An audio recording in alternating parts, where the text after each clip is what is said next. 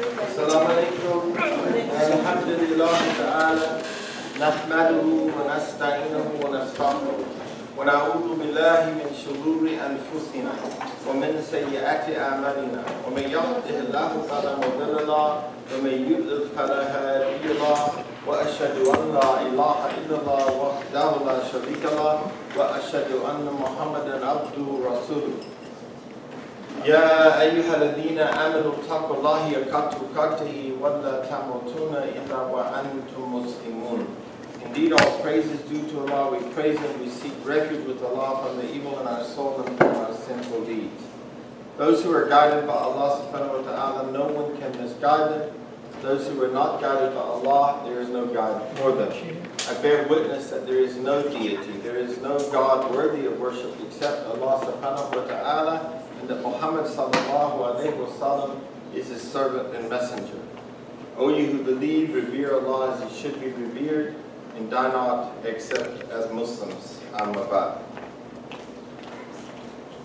Today I want to talk about two things. I'm going to step outside of the lecture on Surah Al-Baqarah. Before I do that, I want to welcome you to ISLAM, the Islamic Society of Leading American Muslims, an organization that was established to conduct da'wah, to invite people to learn about the true and peaceful message of Islam, and then to empower those that come this way.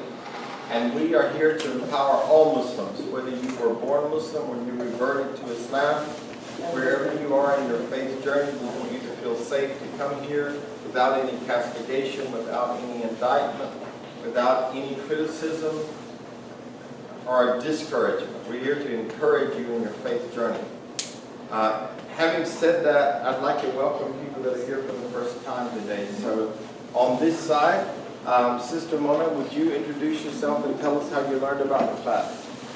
My name is Mona, and I learned from Greta actually, and I just met Greta last week, but it was in a very nice dinner we had with Sister Sahar, and she had something for her. And I lived here in the U.S. for 25 years, moved from Atlanta to Orlando, and now I live in Davenport. And she told me about Imam Sarkis, and everybody, actually, the whole dinner was talking about how nice and how knowledgeable. And so that's why I was like, you know what, it's my honor to be here and my honor to meet you. So, inshallah. And let me just say this, I'm so happy to have you. I hope this will be the first of many times. I hope you'll join our family. I appreciate you in bringing Sister Mona because we have got to do something about our numbers. I don't know if people are tired of Surah Al-Baqarah. If they're tired of the tafsir, I don't know what's going on, but our numbers have dropped. On an average, we had about 60 people. And if we see what happens in about 30 minutes, typically we have at least another 10 or 15. But we do need to increase, if we can, our numbers. I think it makes a more dynamic class. So if you would, each person and bring a person, inshallah, we'll have more. Today, I do want to mention, anybody else here for the first time today that I leave out? I just want to make sure I don't miss anyone. Today, I am going to step away from Surah Al-Baqarah for just one day. I want to talk about two things. I want to talk about marriage today. And it's really interesting because I want to talk about marriage, and then as soon as I get here, someone talks to me about marriage. So what's really, really sad for me is that people come to the class, and later on I see or hear about Facebook stuff. I call it fitna book. I know that there's good stuff for Facebook, but there's also very destructive stuff. And I see people that have become Muslim, and they are taking maybe off their hijabs, that have started wearing it, and they're getting on the computer and they're getting reinforced for this. There's a lot of cyber dating and all kinds of stuff going on. I want to talk about that fiqh today. I think it's an educational thing, and we have young people that I think will benefit from this. I, as an imam, get calls, and people will say to me,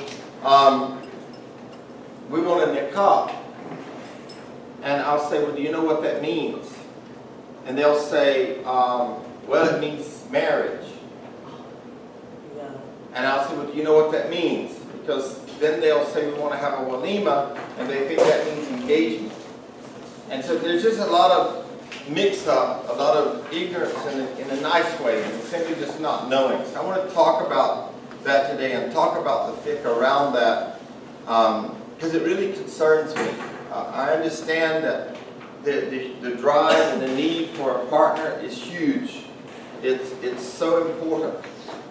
But we need to do it in the Islamic way. If you're not doing it in the Islamic way, it's not my intention to criticize you. That's not what this lecture is about. It's not my intention to castigate you or indict you. But it is, I feel, a responsibility when I see what's going on out there. And what happens is that I see sometimes new Muslims and all of a sudden they're not divorced and they're dating people. There's just a plethora of stuff going on out there that we've got to address it. People come to me and say, Imam Sykes, we want an Islamic wedding. And I say, well, what does that mean to you? Well, we just want to get married Islamically. Well, if a woman gets married Islamically, does she have any rights in this country? No. No, I won't do that. Because Islamic wedding means you honor the laws of the land which you live. Yeah. So I don't do that. Because how does that differ from permission to have zina? Now, if there's circumstances in a given situation, then that might create a sort of an urgent situation to bring dignity to a situation. But those are the rare situations. What we need to do is understand this. So I want to talk about that today. And the other thing I want to talk about is the unfortunate murder of the 3 young Muslims in Chapel Hill, North Carolina this week. And I want to talk about how we should respond to that. How Muslims should act based on the Quran and the Sunnah. And I'm going to ask you as a class, before I start, I'm going to give you a choice as to which one I do first. But I wanted to be didactic. As I'm moving, I want you to ask me questions. If I'm going to answer them later, I'll tell you. But it's very important. My computer keeps going off today. We have some vegetables over there. They're for the taking. There's green beans and some kind of greens. There's a cabbage, I believe. But there's some vegetables for the taking over there. And there's also a computer monitor for the taking over there. Anybody that has a need, you need a cord for the monitor, but the monitor is good, apparently. And whoever brought the cell phones, thank you very much. I think, Tina, you brought a bag full. Those get donated to victims of domestic violence. So how many people vote on me talking about marriage in Islam first? Raise your hand. Let me start counting. 1, 2, 3, 4, 5, 6, 7, 8, 9, 10. Okay, 13. Okay, so 14. The majority says let's talk about that first, so we'll do that. We'll come back to this. Sorry, can I add to your announcement, sweetie? Yes. There was a young lady that came to a class a few times. Her name was Holly. Her sister had a baby last week, and the baby inhaled amniotic fluid. So the baby's still in the hospital, and yesterday they found out that the little girl's name is Kimberlyn, that she has a heart murmur. So I said to Holly that I would ask the class please to pray for her and to pray for their family, inshallah.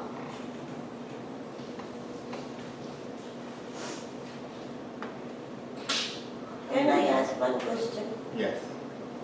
When Al-Nuzul was spreading the Islam, people were hiding. Muslims were not going advertising that we are Muslim. Yes. So we are advertising nowadays. Why it doesn't have to save our lives and Muslims? I don't think this is very necessary. There are so many other gadgets too attached with Islam. We can do that. Well, so that's my explanation about situation. in the early days of Islam, people did practice Islam in secret because there was so much castigation going on, there was so much criticism, the Quraysh was against them. And what I tell reverts is to look at this principle. You know, don't race to your family and say, oh look, I got a new name. First of all, there's no sunnah to change your name unless your name is a god. Is a name after a god. So if you were named Pluto, or one of those names of a god, then for that reason and that reason alone, you could change your name. There is no other precedent. So this is actually a bid'ah. And I'll say this, Abu Huraira, who knows what Abu Huraira means? It comes from hare. And a hare is a cat in Arabic. So he was the father of the cats. He was the coolest cat in town because he became the most pious person, guaranteed paradise. He did not change his name when he became Muslim. Bilal was Bilal. Mu'ad was Mu'ad. So when you become Muslim, for example me, and I'm talking 28 years ago, I changed my name to, I believe, the most complicated name in America could ever pronounce, Abdul Rahman. And even one time when I was moving back to North Carolina, my father went to see someone to help me find an apartment, and he said, I cannot pronounce my son's new name, Abdul Rahman something. But he said, I just call him Abdul. You know, so, you know, first of all, in your parents' eyes as non-Muslims, they feel like you've betrayed them, for the most part. And I've seen this across the board when I've interviewed people. So you don't have to rub it in people's face. If they see your lifestyle change, and as many of you may know, my father became Muslim. He did not become Muslim because I changed my name. He became Muslim because he saw my lifestyle change. So, you know, that's how we make dawah, not by changing our names. There's no dawah in that. There's no dawah in me walking around with a pho. There's no dawah in me walking around with a kufi. There's no dawah in me having a beard down to here. My dawah is what's in my heart and how I live Islam. That's the greatest dawah. So I want to move into this subject about marriage education.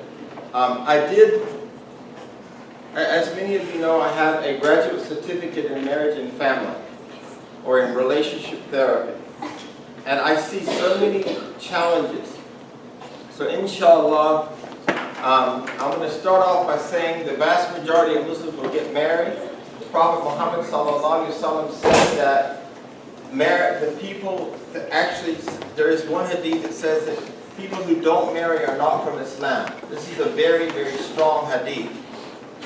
And marriage, let's just kill this one right up from the beginning, was meant for Adam and Eve, not for Adam and Steve. You know, did you get that? Yes. It's alright to laugh, it's alright.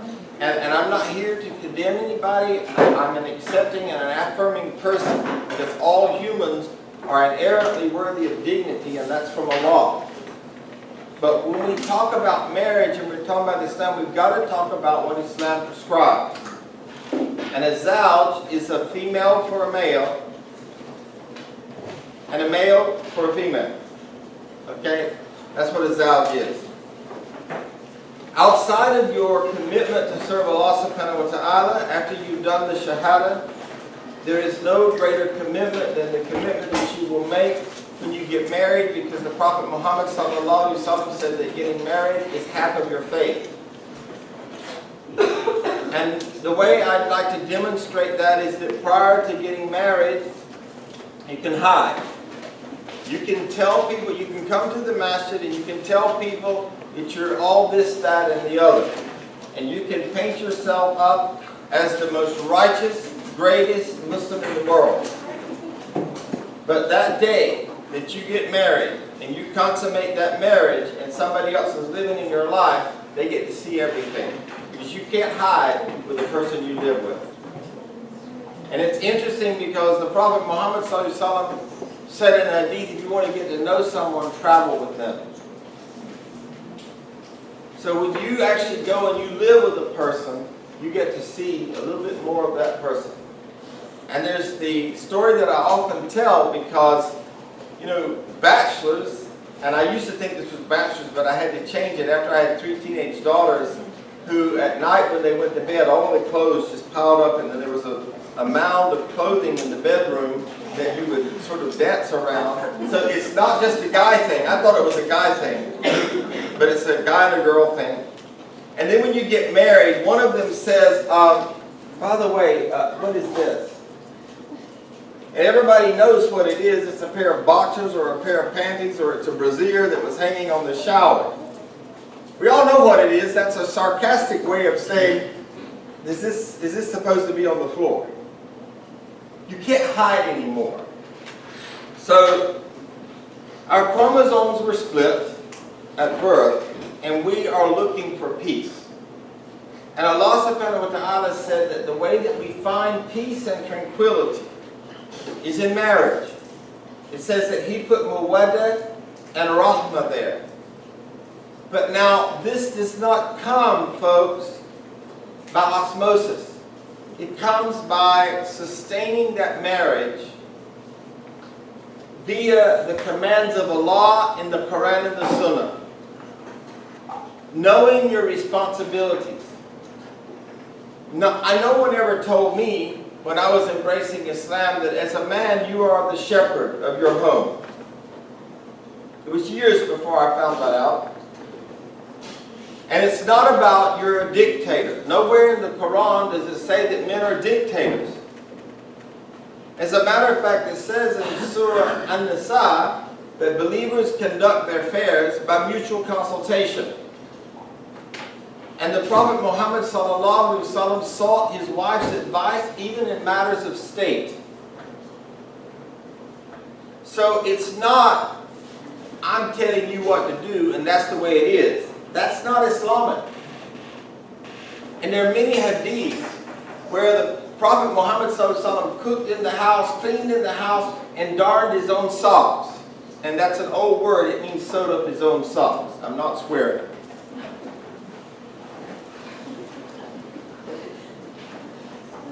And so I want to start from the very beginning because we need to know the proper steps. And the proper steps in Islam begin with a proposal which is called khitbah. Khitbah. And most people do not know this word. How many people know the word? Raise your hand. Khitbah. Alhamdulillah, mashallah. So that tells me that I needed to teach this class. Khitbah is the Islamic word for courtship. Now, here is the way I'm going to talk about it because it's very, very important. This is not what we're doing today. I'm also going to talk about the difference between a khitbah for a deflowered person, a virgin versus a non-virgin. And to make that very clear, what I mean by that is a person that's been married before and maybe divorced versus a person that's being married for the first time. Does everybody understand that? So I don't mean that disrespectfully in any way. That is a term used in Islamic jurisprudence. It's used the term deflowered woman. How about widow?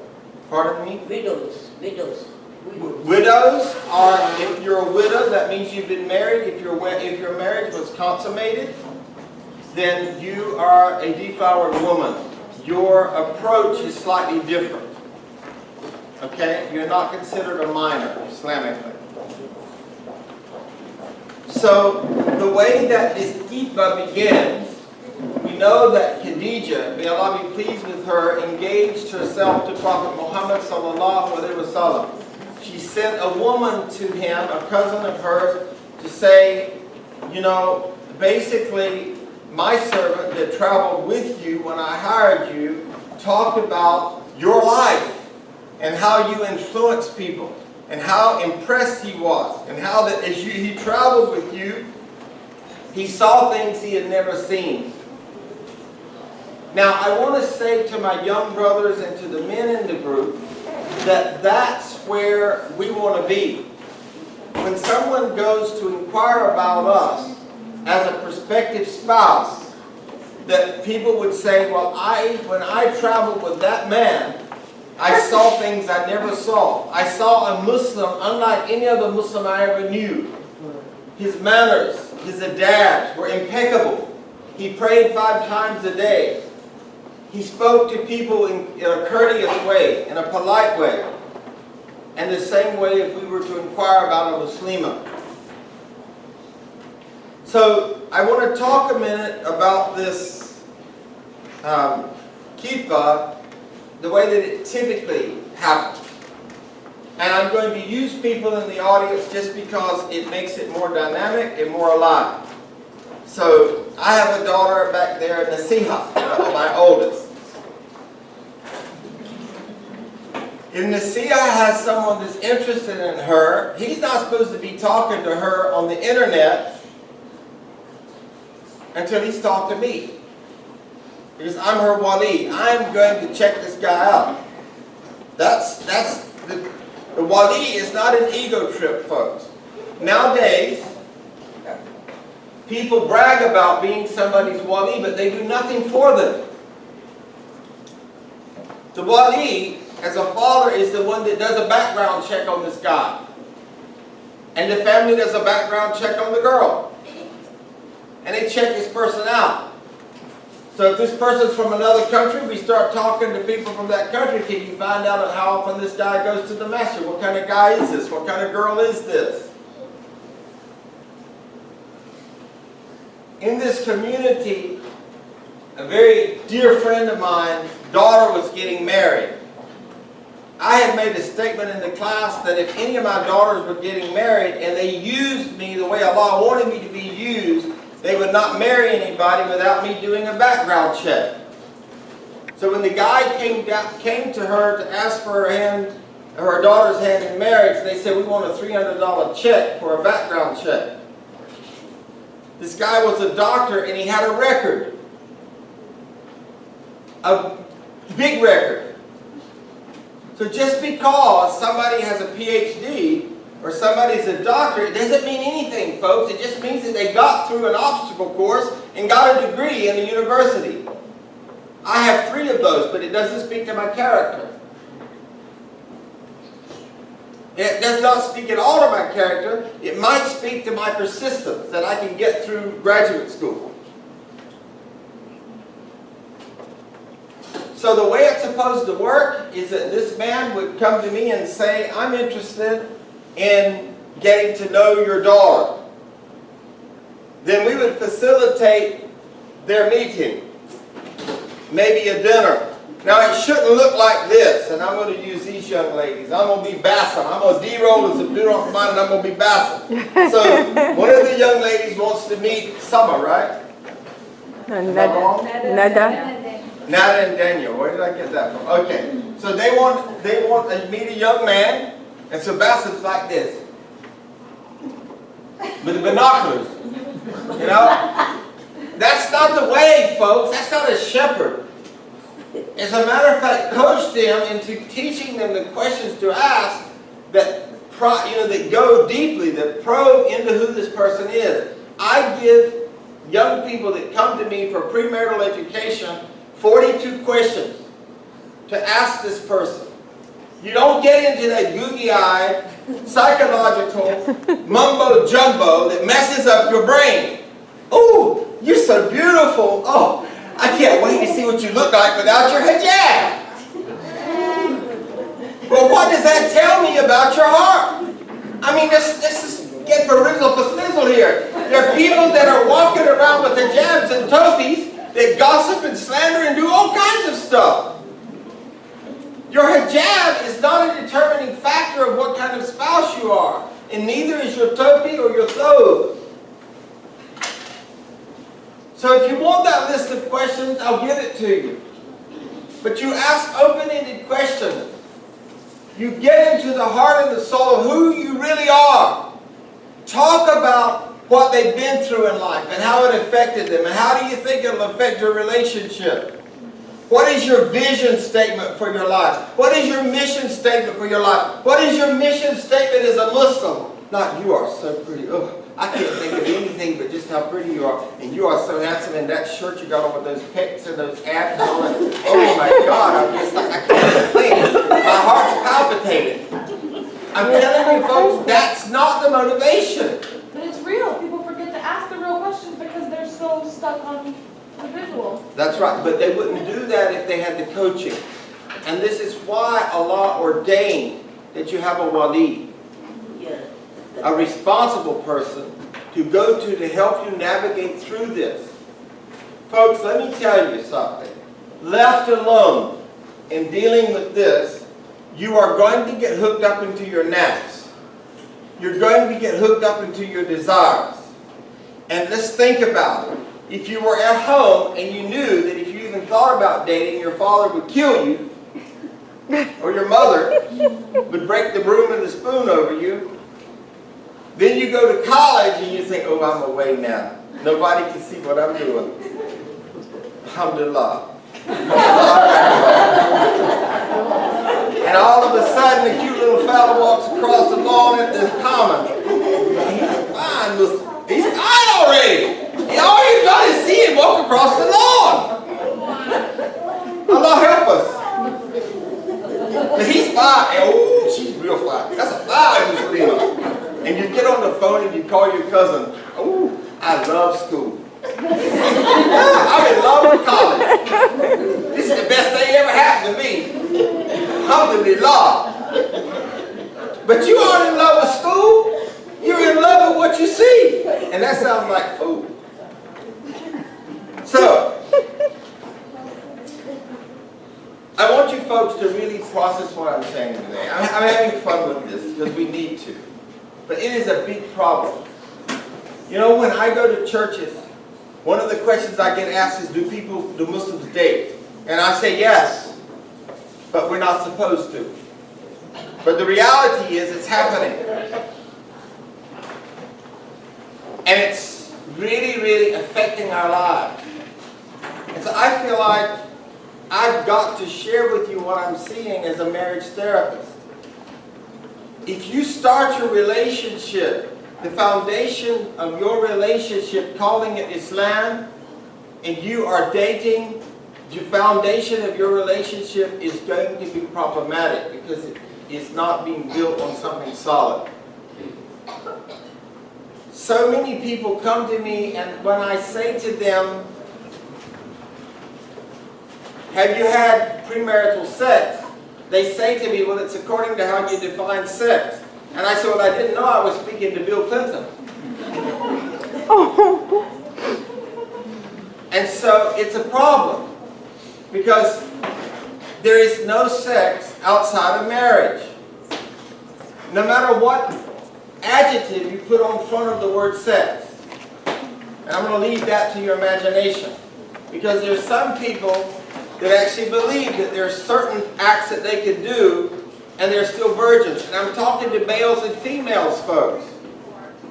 Because we need to address this. They have 100 lashes.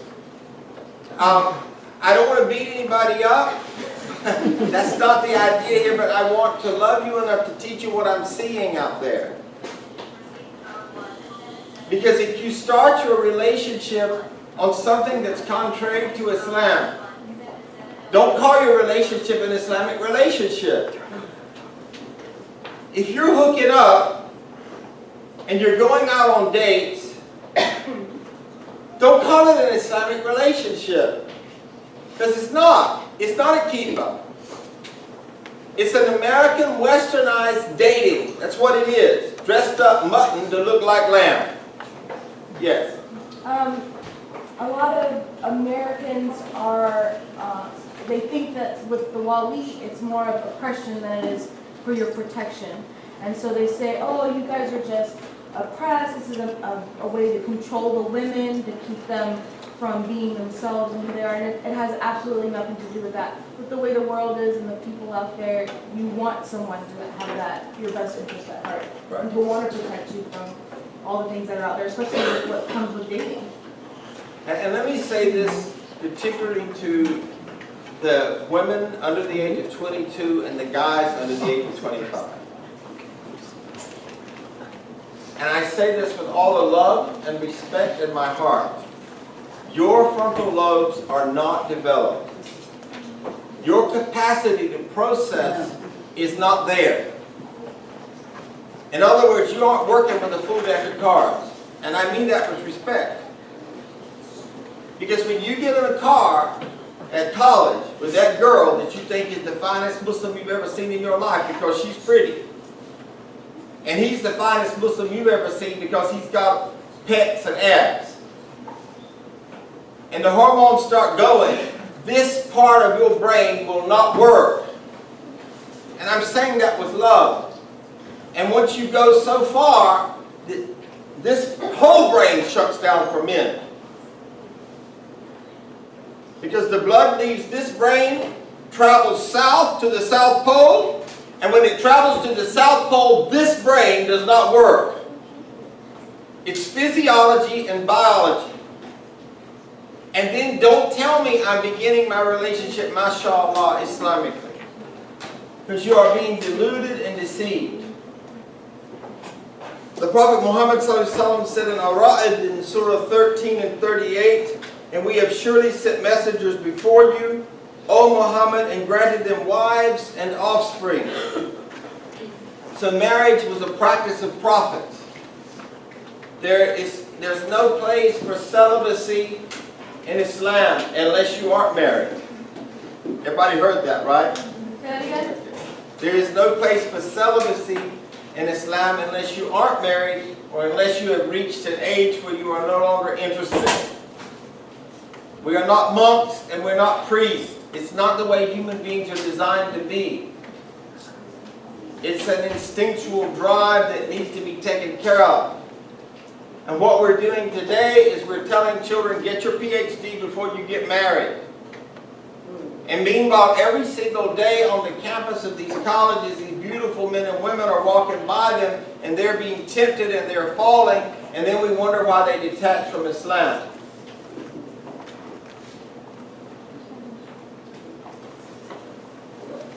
One of the biggest problems that we have is that culture is ruling over the religion.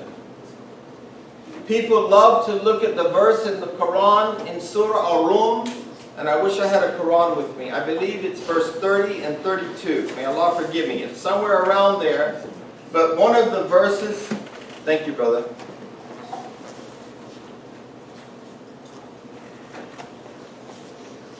The verse that people love to look at is that Allah subhanahu wa ta'ala created us that we would come to know each other. I did say our room, right, which I think is Surah 30, yes.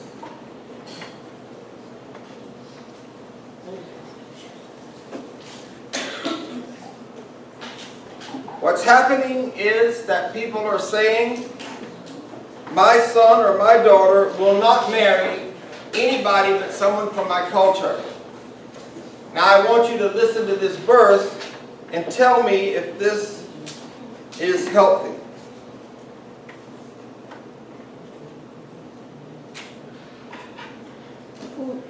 What's the number of the verse? I'm looking for it, sister. I think it's Surah, I thought it was Surah Al-Rum 34, but that I'm wrong.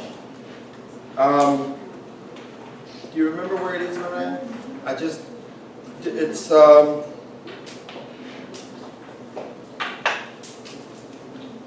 anyway, this is where the verse goes, folks. The verse says that Allah subhanahu wa ta'ala puts love and mercy. The mawadda in Arabic means a pining, yearning love for someone. And that is what we develop in the relationship. And the rahmah is what Allah puts there. But this yearning, pining love to fulfill Allah's command, the verse before and the verse after talks about different tribes. How it talks about that we were created all out of dirt. So if we look at this crowd today, we have white sandy beaches, we have gray sandy beaches, we have beige beaches. We have black soil, we have red clay. And all of us came from different kinds of dirt. And in that diversity there is strength. There are numerous hadiths where the Prophet recommended that we marry away from our tribe. People love to see that verse about love, but they don't love to see the one before it and the one after it. Last Monday night I did a wedding at Paradise Cove. And I was asked to speak at the reception, and I addressed these three verses. And I said that young people today are hanging on to this religion by their fingernails, and they want to be in this religion. But we are making it difficult for them because we're saying, you will only marry from our culture. Never mind Islam. And then we want to call that an Islamic marriage.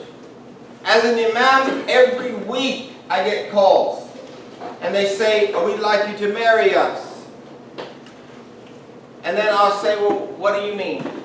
And I started with this.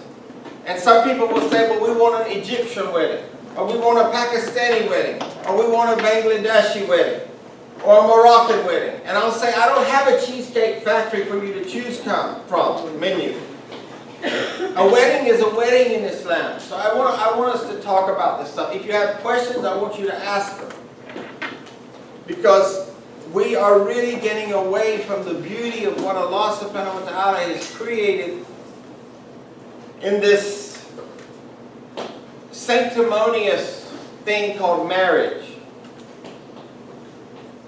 That when we do it, we do a solemn pledge. All the prophets took solemn pledges. And we take a solemn pledge when we get married to Allah. The Quran and the Sunnah laid down the guidance for mankind, not our hawa, not our lower desires, and not cultural customs. If you can fit the culture in, that's fine, as long as Islam is first.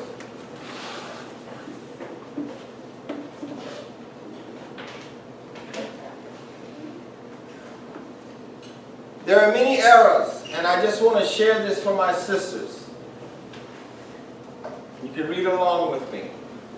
There are many eras over women in which her situation was restless. Her affairs were not tranquil at all. Prior to Islam, women could be thrown out for burning the toast. In the Judaic law, women were considered chattel. They were the possession of a man. Islam came along and elevated women and said you have a right to a divorce, you have a right to a dowry. You cannot be forced to marry someone you do not want to marry. She was helpless and feeble. She was even blamed for the original sin in Christianity. She was named the temptress. And let's look at the Western world. Yesterday I responded to an email